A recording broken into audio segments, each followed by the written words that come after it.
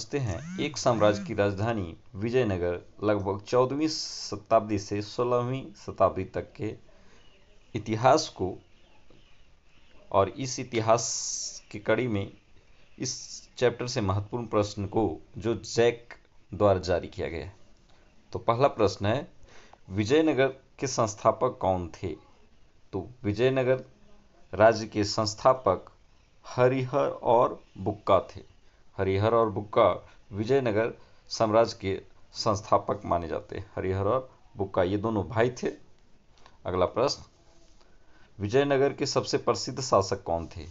तो विजयनगर के सबसे प्रसिद्ध शासक कृष्णदेवराय थे। यहाँ के शासक अपने नाम के साथ राय की बात भी लगाते थे, जैसे राम राय, देवराय, कृष्णदेवराय, सदाशिव राय।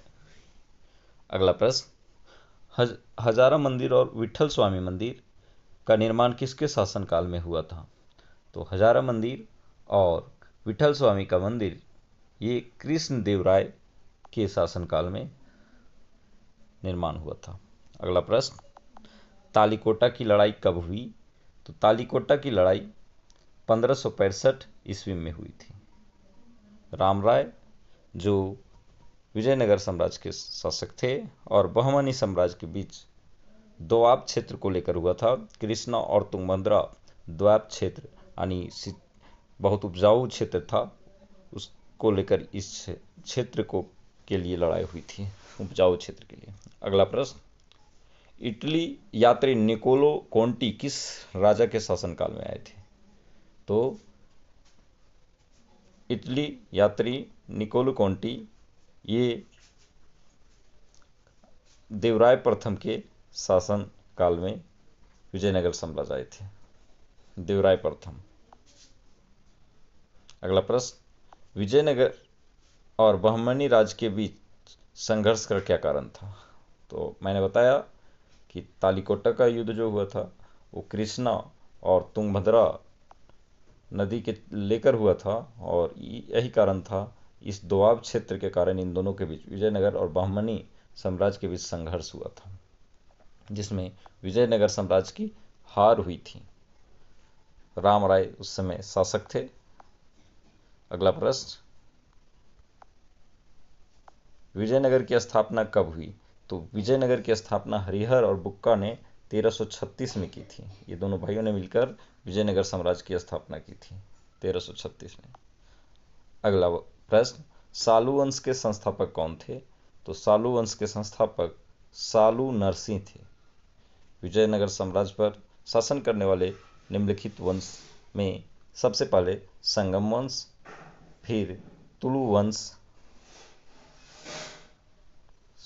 संगम वंश, फिर सुलु वंश, फिर तुलु वंश, और उसके बाद अरविदु वंश। चौथा वंश था अरविदु। संगम वंश, सुलु वंश, तुलु वंश और अरविदु वंश, ये क्रम से हैं विजयनगर साम्राज्य पर शासन करने वाले।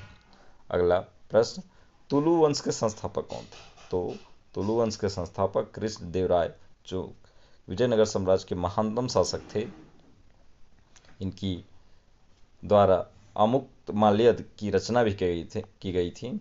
अगला प्रश्न, विजयनगर के किस राज्य के साथ हमेशा संघर्ष चलते रहता था? तो बहमनी राज्य से हमेशा संघर्ष चलते रहता था विजयनगर से। विजयनगर का दक्षिण भारत के आंध्र प्रदेश वाला क्षेत्र विजयनगर के रूप में जाना जाता था।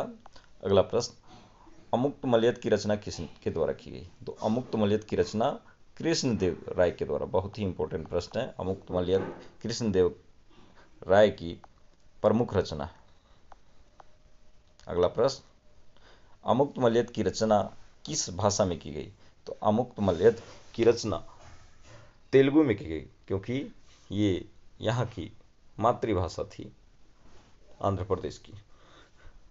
अगला प्रश्न, तालीकोटा का युद्ध किसके नेतृत्व में हुआ? तो तालीकोटा का युद्ध राम राय और बहमनी साम्राज्य के बीच हुआ था। तो यानी राम राय थे, प्रतिनिधित्व कर रहे थे, इस युद्ध का नेतृत्व कर रहे थे। अगला, बरबोस्सा कहाँ के यात्री थे? तो बरबोस्सा पुर्तगाल के यात्री थे। अगला प्रश्न, किसके शासनकाल को तेलुगु साहित्य का क्लासिक भी माना जाता है? तो कृष्णदेवराय के शासनकाल को, इसके काल में तेलुगु का विकास हुआ, काफ़ी रचनाएं रची गई तेलुगु में। अगला, किसे आंध्र भोज भी कहा जाता है? तो आंध्र भोज कृष्णदेवराय को कहा जाता है, क्योंकि आंध्र प्रदेश के सबसे शक्तिशाली शासक थे, तो इन्हें आंध्र भोज भी कहा जाता है।